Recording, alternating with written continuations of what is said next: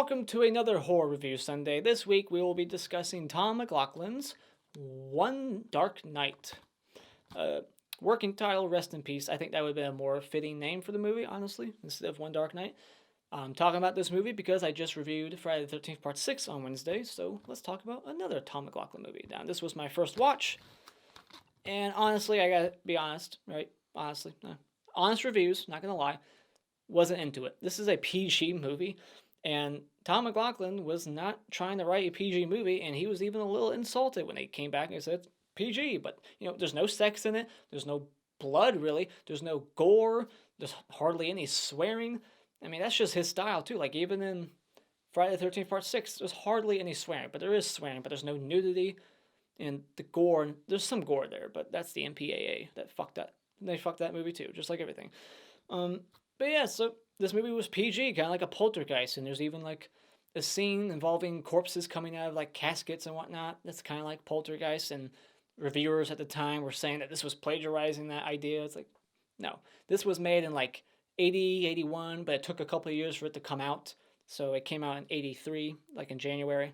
So this is before Poltergeist, technically. So, but yeah, you got Meg Tilly in here from Psycho 2. She probably filmed this right after, right around the same time. And then you got Batman himself, Adam West. And then we even get Tom McLaughlin's wife. She was in Part 6, Friday the 13th, who gets the pole through her mouth. She's in here too. She has a very small role. I almost didn't recognize her. I was like, that looks like that chick in Part 6. I just watched it. And then, yeah, and then we get the main villain in this movie, Raymar, who doesn't speak at all. He's just a dummy the whole film. The cast of his face, like what they made his face out of, they used Christopher Walken's face. I honestly don't have a whole lot to say about this movie. There's not a whole lot that goes on. This is another initiation movie. There's a chick in college who wants to fit in. She just wants to prove to herself that she has what it takes. She's like Marty McFly. Like, don't call me chicken. Don't call me yellow. Because that will make her want to do it. It's just whatever. I don't get this fascination with trying to fit in. Like, I'm not going to, go eat cow testicles to go join your stupid cult at a college. It's just so stupid. And in this movie, she has to go spend the night at a mausoleum so she can be a part of this group of dipshits who don't even like her, and she knows that. Like, she's dating the boyfriend of one of the main girl, who's the head of the group that she's trying to join, the sisters, who call themselves the Sisters. They have purple jackets and it just says Sisters on it. Very creative name for your cult. But yeah, honestly, I just don't get why she even gives a shit. Why she gives 2 cents about what they think of her. It's like, fuck those people. It's like, she hates you. You're dating her ex. It's just so dumb. But yeah, let's get into the movie. And let's get into my likes. I like the score of this movie. It's kind of got a little gothic horror sound to it, and I think it, amplifies the scenes later on in the movie when things finally start going towards the last 10 minutes of the movie. So yeah, I'll get into that later. But yeah, I dig the score of this film. And then there's a nice face melt at the end. There's some nice practical effects here and there. Surprised it was PG. The corpses, the way the skeletons and the bodies in the morgue and the mausoleum look, pretty creepy actually. So it's just the way it's lit, the atmosphere, the location, putting yourself in their shoes. You're stuck at night in the mausoleum, dark hallways, all these bodies around you. Just the idea is scary enough. So I like the location. I like the atmosphere. How dark it is, the bodies emerging from the shadow, they're like levitating above the ground. I like that the killer in this movie, or does he kill anybody? On screen, at least. The bad guy, I guess, Raymar. I like that he's telekinetic. He's basically like, what's his face? Slauson, right? Slauson and Tourist Trap, who was also a telekinetic bad guy in that movie. Except in this one, he's doing his telekinesis from beyond the grave, and he's only controlling dead bodies. Whereas in that movie, he was alive, controlling mannequins. So, and that movie's also PG. So there's the connection. It seems like telekinetic movies are always PG, except for Carrie, I guess. So I kind of just destroyed my argument there. And Part 7 of Friday the 13th has it. That's what Tom McLoughlin should have directed. That would have been funny, to go from this movie to Part 7 that also had telekinesis. That would have been fitting, don't you think? So I like Meg Tilly in this movie. She does good. She's fine. I like her boyfriend character because he's trying to protect her from that cult. He's like, don't do it. It's not worth it. You don't have to prove yourself. But she's like, no, I got to do it for me. It's all about, empowering myself and trying to feel tough and prove blah, blah, blah. It's like, whatever. It's like, fuck that cult. You don't need to join their goddamn group. Go home. And that's basically all I can say positive about the movie because I just was not into this film. So let's get into the negatives. The transfer of this movie sucks ass. The poster sucks too, I gotta say. There's a poster from Code Red, who did this transfer, that looks much better. It's like a illustration, fan art cover. It looks much better than this cover. It's so generic. Like, what is it? It looks like a still image from the film. That's all it is. So it's not like they actually had to create a poster. They just took like a snapshot of the movie. Like, here's the poster. So yeah, lame poster, bad transfer, not that good. And kind of slow. This movie is very slow in some parts. The acting's okay from some people, but then like the sisters, the main two that we see throughout most of it, not doing it for me. Especially when they have to like get scared and whatnot and screaming. And it's just there's not a whole lot going on. And this bad guy Raymar, I wish there would have been more to him. Like the exposition we get about him and what we know about him comes from like a videotape that this other chick's listening to. I wish we would have got to see him live at some point, maybe have a flashback, or have the opening 10-15 minutes be about him and see him kill those girls in his apartment that this movie opens up. And, there's like these 6 dead bodies. Show him researching whatever. I mean, this should have a prequel. That's what should have happened. Why hasn't there been a prequel to this movie? I guess it's just not famous enough, not enough cult status to it. Like, there's room for a prequel here, like where we could explore this character, maybe find out more about Raymar. But I just don't find his character interesting. He's not scary to me. He's just a corpse that sits there with these, lightning bolts coming out of his eye, and they just keep teasing him throughout the movie, like he's in the wall. He's gonna come out any moment.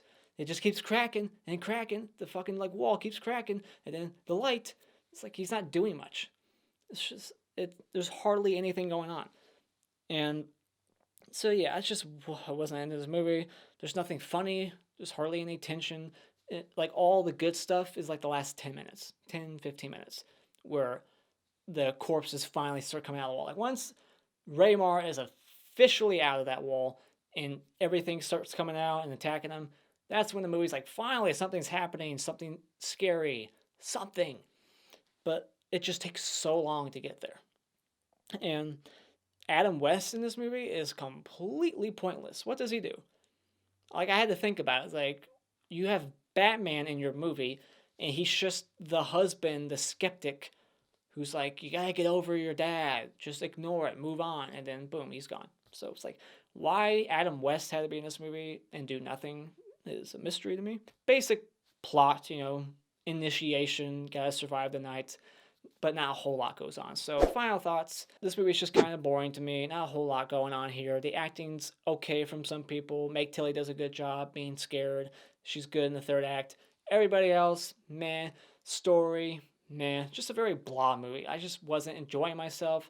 I never really felt tense. There wasn't really great tension being built. It has a decent atmosphere to it and some cool looking like corpses that come out of the wall later on that are very much like Poltergeist. It's that level of creepiness, and that's basically about it. There's just no on-screen kills, there's no gore, there's nothing here. So I gotta say, when it comes to One Dark Night, unfortunately for me, this movie was just wasted time. Alright, so let's get into the spoiler discussion. So this movie opens up with Raymar dead. He's already dead, and there's 6 bodies in his apartment, and lightning comes out of his fingers, so it's like, ooh, what's that? And we find out that he's been studying something called like bioenergy and telekinesis, and even when he's dead, he can still somehow do this shit, like he's part of some occult or something. And then yeah, I wrote down that Julie, played by Meg Tilly, is like Marty McFly, don't call me chicken, don't call me yellow. So she's trying to join this fucking group, I don't know why, and I just want to talk about locker rooms real quick because there's not a whole lot to talk about in this movie. I will never use a locker room. I never did in high school. I never will. It's an odd concept. being naked in front of other people, especially your classmates. And then Raymar's crypt, it breaks open, and then like minutes later it like breaks open again. Like did they reuse the same shot or something? So they drop her off, but I like that they kicked their friend out. Like one of the friends is like, we're going too far with this. I don't want to do it. So they kick her out. And I didn't see that coming. But they kick her out so that she can tell the boyfriend later on where Julie's at so he can go save the day. Why is there a bunch of candles lit? Isn't that like a hazard? Having candles lit. Like she goes into this one section of the mausoleum and there's like 100 candles everywhere already lit. The place is closed. There's no one there, just her. Who lit those candles? Why are they still lit? You shouldn't leave candles lit. And then we get these people suck at being quiet. These sisters, they're going in to like scare her. They're like sneaking in. They're like, we gotta scare her. They got like masks and like blankets to pretend like they're ghosts. And then they just keep yelling and voices echoing down the hall. They suck at being quiet. They're so stupid. And then they feed her like Demerol to like fuck her up more. And they like throw ooze on her face. They're trying to like scare her so much to the point where she's going to start hallucinating on her own. That's their goal, which is just evil. And they're smoking weed in this movie. So, yeah, it's PG and they're smoking weed. But then again, they smoke weed in Poltergeist, which is also PG. And then, yeah, I can't believe she even took that drug. Like, she knows that these people are against her. They hate her. You're going to take that drug? Like, they give it to her like, oh, this will knock you out. It's a sleeping drug. Because it's going to be hard to sleep on the floor in the mausoleum. Here you go. And then she takes it, trusting their word. No, I wouldn't trust that drug from someone who's not my friend. Sorry. Call them bullshit. And then finally, some bodies start coming out of the wall. And like the poltergeist, and it slowly creaks open. And they're like levitating. And then we get this cool shot of like it coming out of the shadows towards them. And meanwhile, the daughter of Raymar is listening to this tape about her father's study and his studies and what he's achieved and whatnot. And then she learns that his powers are kind of hereditary and she can, have some kind of psychic connection to his body and see what's going on in the vicinity around there. Like she has like these visions of what's going on at the mausoleum. And she even has those visions at the funeral at the beginning of the movie. But the sisters are getting chased by the zombie corpses or whatever. And then they get smothered to death, I guess. Like, there's so much of them that are, like, falling on them. There's, like, a big pile up, and that's what kills them. They just smother them. This chick has a toothbrush in her mouth the whole time. It's so weird. It's just, like, the one thing that makes her character stand out. It's, like, her little characteristic trait to make her not so bland, I guess. But it's just kind of annoying. It's like, take that fucking toothbrush out of your mouth. I just like the way it tastes. We get a Dream Master ending where the daughter comes in to kill her father, Raymar, with a mirror. She holds up a mirror to his face, and then it kills him. Like, his face starts to melt, and it's over. And we get this stupid, dumb final scare. The real ending, supposedly, by Tom McLoughlin, was that when Raymar is holding on to Meg Tilly, he, like, transfers something into her, like the ability to do what he does. And it kind of looks like it's going that direction. That even crossed my mind as it was happening. I was like, oh, did he, like, give her some power and now she's evil or whatnot? Because the way she's walking out of that building, the way she's acting after that moment, it's weird. It's different. She's acting way different. So I thought they were going to reveal that. But then instead, like, a body falls into frame and, like, yells at the camera. Because probably the producers, the studios, wanted that final scare. Because that's another box that horror movies feel like they have to check. You don't. It's stupid. And that's the end of the movie. Not a whole lot happens. So, yep. I guess let's go into my awards. The hottest chick in this movie is Carol, the ex-girlfriend who is responsible for everything that's going on. And the Mr. Hanky Award for worst actor in this movie will be Kitty, the toothbrush lady.